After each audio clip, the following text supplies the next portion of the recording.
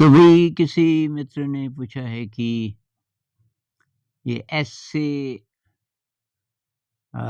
कैसे लिखें प्रभावशाली ऐसे परीक्षा में।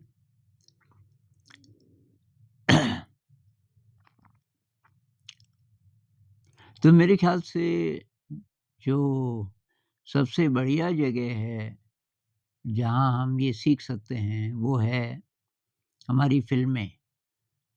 जो बहुत बढ़िया फ़िल्में हैं अ, और बढ़िया इसलिए भी हुई कि जिस ढंग से प्रेज़ेंट की गई हैं, उसकी बिगिनिंग कैसे है, एंडिंग कैसे है, घटनाओं का तारतम्य कैसा है। तो मैं 2 उदाहरण लेना चाहूँगा। एक तो है वो आपने ज़रूर देखी होगी, वो ज़्यादा पुरानी नहीं है, ये लगान। आमिर खान की लगान ज़रूर देखी होगी आपने, बहुत फ़ेमस हुई वो। और एक है गाइड, 70s की फ़िल्म गाइड देवानंद की, शायद आपने ना देखी हो, ज़रूर देखिए। गाइड एक तरीके से मील का पत्थर है। अ, भारतीय पहले तो दुनिया के सिनेमा के इतिहास में इसका जो स्थान है अ, गाइड का अ, वो बहुत ही महत्वपूर्ण है। तो अ, पहले मैं गाइड का उदाहरण लूँगा क्योंकि ऐसे कैसे लिखा जाए, तो ऐसे में जो इन्फॉर्मेशन है, पहले तो आप वो लिखोगे ना मतलब इसके हेडिंग्स लिखोगे अ, कि भाई क्या-क्या लिखना है इसमें, थोड़ा रफ तैयारी करोगे कि पहले ये, तब ये, तब ये, तब ये इत्यादि। और उसके बाद तब उस पे विचार करोगे कि शुरुआत कैसे करें, एंडिंग कैसे करें और बाकी चीज़ें बीच में तो उनको कैसे पेश करें। तो मैं अभी किसी वीडियो में बोल रहा था 1-2 दिन पहले कि बिगिनिंग बहुत इम्प्रेसिव होना चाहिए। बिगिनिंग ऐसा होना चाहिए कि ग्रिपिंग। तो अब गाइड फ़िल्म देखिए, गाइड फ़िल्म की जो मेन कहानी है, वो एक बहुत सफल गाइड की है जो टूरिस्ट लोगों को ले जाता है इधर-उधर और उसको फिर ऐसे ही एक टूरिस्ट एक महिला है जो अपने पति के साथ आती हैं और तो यही उनको गाइड कर रहा होता है और वो जो पति है वो काफ़ी स्वार्थी किस्म का है, उसको केवल अपनी स्टडीज़ से जो रिसर्च कर रहा है उसी से लेना-देना है। अ, तो उसकी जो पत्नी है उसकी दोस्ती होने लगती है गाइड से क्योंकि गाइड उसको उसकी बहुत ज़्यादा देखभाल करता है, उसको मरने से भी बचाता है एक बार। तो ऐसे-ऐसे है और तो किसी को मैं इतना ही बताऊँ जिसने फ़िल्म ना देखी हो कि भई इसका एंड कैसे होगा? तो बोलेंगे भई एंड ऐसा होगा कि फिर उनकी शादी हो जाएगी। अ, एक ये हो सकता है अगर ट्रेजेडी है तो उनके बीच में बाधा आ जाएगी। लेकिन एक्चुअली ये बहुत नए प्रकार की कहानी है। शुरुआत कहाँ से होती है कि जो ये गाइड है, हीरो देवानंद, वो जेल से रिलीज़ हो रहा है। तो यहाँ से सस्पेंस शुरू हो जाता है क्योंकि हमने नाम सुना होता है गाइड, भई किसी गाइड के बारे में। अब ये जेल से छूट रहा है, तो कुछ हुआ होगा, तो क्या हुआ होगा? और जेल से छूटने के बाद ये थोड़ी देर दूर चलता है और एक दोराहा आता है, 2 सड़कें वहाँ से। एक इसके शहर की तरफ जाती है सड़क और ये सोचता है कि वहाँ जाऊँ कि ना जाऊँ?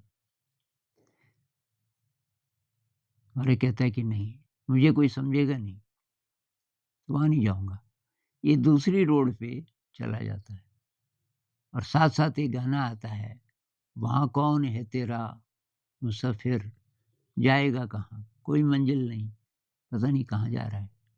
फिर ये थक के एक जगह अ, आराम करने लगता है किसी पेड़ के नीचे, ठंड होती है और साधुओं की एक टोली आती है। एक साधु को उस पे दया आती है और वो अपना कपड़ा उसके ऊपर डाल देता है, ये साधु वाला कपड़ा। यहाँ से शुरुआत होती है और अंत कहाँ से होता है कि इसको लोग साधु समझने लगते हैं और ये एक मंदिर में रहता है, वहीं रहने लगता है, फिर गाँव के बच्चों को पढ़ाने लगता है, उनको कहानियाँ सुनाने लगता है। और एक दिन वो कहानी सुनाता है किसी ऐसे संत की जिसने अकाल पड़ा था, बारिश नहीं हो रही थी और 12 दिन का व्रत लिया, न खाना खाया, न पानी पिया और फिर बारिश हुई। अब वहाँ अकाल पड़ जाता है उस गाँव में और एक आदमी आ जाता है इसके पास कि आप 12 दिन का व्रत ले लोगे तो बारिश होगी क्योंकि आप तो इतने पवित्र हो वगैरह-वगैरह। तो इस फ़िल्म में ज़्यादातर कहानी फ्लैशबैक में चलती है। तो ये कहता है कि भई मैं संत नहीं हूँ, तुम नहीं जानते, मैं साधारण आदमी हूँ और मैं जेल से छूटा हुआ हूँ। अब ये कहता है कि आप तो महापुरुष हो, आपको चाहे कुछ भी अनुभव हुए हों। फिर ये और बताता है अपनी ज़िंदगी के बारे में कि मैं जेल क्यों गया, इसने गलत दस्तखत कर दिए थे कहीं वगैरह। तो ये फ्लैशबैक में सारी कहानी चलती है। तो इसमें बिगिनिंग बहुत अलग प्रकार का है, एंड में इसको लेना पड़ता है व्रत 12 दिन का, भाग नहीं पाता और धीरे-धीरे ट्रांसफ़ॉर्मेशन होता है और ये एनलाइटेंड हो जाता है। इसको प्रकाश के रूप में किसी किसी दिव्य शक्ति के दर्शन होते हैं और वो शक्ति बोलती भी है, उसको बोलती भी है कि मैं तेरे पास हूँ। क्योंकि ये इसकी जो आध्यात्मिकता थी अंदर कहीं दबी हुई वो ऊपर आने लगती है, ये फास्टिंग के दौरान। और अंत में तो उसकी माँ थी और एक वो उसकी प्रेमिका थी, वो दोनों भी वहीं आ जाते हैं। वो अंत-अंत में उसकी देखभाल करते हैं। और जब ये मर रहा होता है 12वें दिन, ये कहता है दूर कहीं बारिश हो रही है और थोड़ी देर में भयंकर बारिश होने लगती है, इसकी डेथ हो जाती है। तो अंत कहाँ है देखो एकदम अलग प्रकार का और बिगिनिंग कहाँ है। इसी कहानी को बहुत-बहुत प्रकार से पेश किया जा सकता था, लेकिन ये जो प्रेज़ेंटेशन है, ये कमाल की है और इसमें डायरेक्शन थी विजय आनंद की, देवानंद का ही भाई। विजय आनंद ने जो इसकी मूल कहानी थी, उसको भी बदला कई जगह से। हाँ, लेकिन असली बात है प्रेज़ेंटेशन। आप कैसे अपनी कहानी को बोलोगे। तो ये जो फ्लैशबैक में ये कहानी आती है ज़्यादातर, ये एक बहुत कमाल की टेक्नीक इस फ़िल्म में रही और ये बहुत जानदार फ़िल्म है, समय से बहुत आगे। कुछ लोग कहते हैं कि ये 30-40 साल पहले ही बन गई, इसलिए लोग इसको धीरे-धीरे अब समझ पा रहे हैं। जैसे-जैसे समय गुज़रता जा रहा है, गाइड फ़िल्म और ज़्यादा पॉपुलर होती जा रही है और कई लोगों की नज़र में जैसे नसीरुद्दीन शाह कहते हैं कि उनकी सबसे फ़ेवरेट फ़िल्म ये है, गाइड। तो ये फ़िल्म आप देख लीजिए और इससे आपको कई क्लूज़ मिलेंगे। अब ये लगान तो आप जानते ही हो। लगान में एक चीज़ और कि बहुत प्रकार की कहानियों को एक साथ अ, एक साथ बुना गया है आपस में। देखो कितनी कहानियाँ हैं। एक है अंग्रेज़ों का राज और वो किसानों से ये वसूल करते हैं लगान के रूप में अनाज और इससे किसान परेशान हैं। एक थीम ये। दूसरा थीम ये कि बारिश नहीं हुई। 2 साल से बिल्कुल बारिश नहीं हुई, लोग एकदम परेशान हैं और इधर इस साल ये अ, लगान दुगना पड़ने वाला है। ये दूसरा थीम तीसरा थीम इसका जो हीरो है, वो टक्कर लेना चाहता है इनसे। उसको ये अंग्रेज़ पसंद नहीं है। तो जो अंग्रेज़ शिकारी है, उसमें वो शिकार ना कर सके, वो छुप करके वो हिरणों को डिस्ट्रैक्ट कर देता है। वो थीम है। और इसमें फिर एक बहुत बड़ा थीम है कि गाँव का समाज कैसे संगठित होता है धीरे-धीरे। जबकि ज़्यादातर फ़िल्म क्रिकेट के बारे में है। ज़्यादातर फ़िल्म क्रिकेट के बारे में है, लेकिन ये सारे थीम्स भी हैं। उसमें ये भी है कि राजा राजा शान-ओ-शौकत से रहता है, लेकिन राजा की पावर कुछ नहीं है। राजा हाथी पे आता है मैच देखने, तो अंग्रेज़ लोग सब खड़े हो जाते हैं, उनको सलाम करने। तो वो सब ऊपर-ऊपर का तो है, लेकिन राजा की एक्चुअली कोई पावर नहीं है, ये भी उसमें दिखाते हैं। अच्छा, एक आदमी के अंदर एक आदमी क्या अभी 18-20 साल का ये जो हीरो है, इसके अंदर ऐसी हिम्मत कि वो अंग्रेज़ों को चुनौती दे देता है और उसके आधार पर फिर ये गेम रखा जाता है क्रिकेट का। अब टीम बिल्डिंग ये जो फ़िल्म है कई लोगों ने, एनजीओज़ ने, सरकारी लोगों ने दिखाई अपने लोगों को कि टीम कैसे बनाई जाती है। तो ये जो हीरो है, ये कैसे उस गाँव को संगठित करता है। वहाँ जातीय भेदभाव है, उनकी टीम में एक है जो कि उसका नाम भी कचरा है मेरे ख़्याल से, वो स्वीपर है, स्वीपर क्लास से है। अ, तो अब लोग बाकी लोग एक्सेप्ट नहीं करते। कैसे करके ये जो जातिवाद का जो बंधन है वो ख़त्म हो जाता है वहाँ। दूसरा थीम प्रेम का है। इतने थीम्स आए, इसमें फिर अब एक प्रेम का थीम है, कि जो हीरो है और एक लड़की है उस गाँव की अ, लेकिन जो अंग्रेज़ साहब है, वो जो विलेन है, उसकी बहन इसको प्यार करने लगती है हीरो को। तो ये जो त्रिकोण है प्रेम का, ये भी उसमें है। हाँ, और बाकी तब और चीज़ें जैसे कि संगीत कैसा है, डांसेस कैसे हैं, इत्यादि। बारिश एक डोमिनेंट थीम बारिश है, 2 गाने मेरे ख़्याल से बारिश के ही ऊपर हैं। अ, और अब अंत फ़िल्म का बिगिनिंग कैसा है, अंत कैसा है, तो ये हिस्टोरिकल फ़िल्म है तो वो तो ज़रूरी था। लेकिन आप जब वो नाम आते हैं ना शुरू-शुरू में, शुरू-शुरू में नाम होते हैं कि गीतकार कौन है, संगीतकार कौन है इत्यादि। उस समय जो इमेजेस आती हैं इस फ़िल्म में वो ध्यान से देखना आप।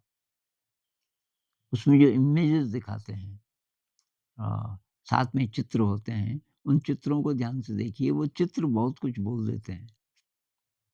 उसके बाद ये शुरुआत होती है कि भई स्थिति क्या है? और तो ये फ़िल्में हैं, फ़िल्मों से आप बहुत कुछ सीख सकते हो कि कैसी प्रेज़ेंटेशन करनी चाहिए। मैं आपको 1-2 और केसेस बता देता हूँ। एक बार जब ये खालिस्तान मूवमेंट चला आपने सुना होगा, ये कुछ लोग बोल रहे थे कि हमें पंजाब नया देश चाहिए और स्वर्ण मंदिर में हथियार जमा हो गए थे और फिर भारत की सेना को वहाँ जाना पड़ा और सेना के बहुत सारे जवान मारे गए थे पहली बार। फिर दूसरी बार और उनके लीडर कोई सरदार जी थे, इधर से सरदार जी ने बोला मुझे सब पता है, स्वर्ण मंदिर में कहाँ-कहाँ कौन कि ये छुपे होंगे इत्यादि। जो दूसरा मिशन है वो सफल रहा। अब फाइनली ये जो पत्रकार है, जो लिखने वाला है, ये कुछ लोगों के साथ जा रहा है स्वर्ण मंदिर के अंदर शायद पहली बार जब फ़ौज जा रही है। रात का टाइम है, चाँदनी रात है। स्वर्ण मंदिर के चारों तरफ झील है। क्या भव्य वर्णन!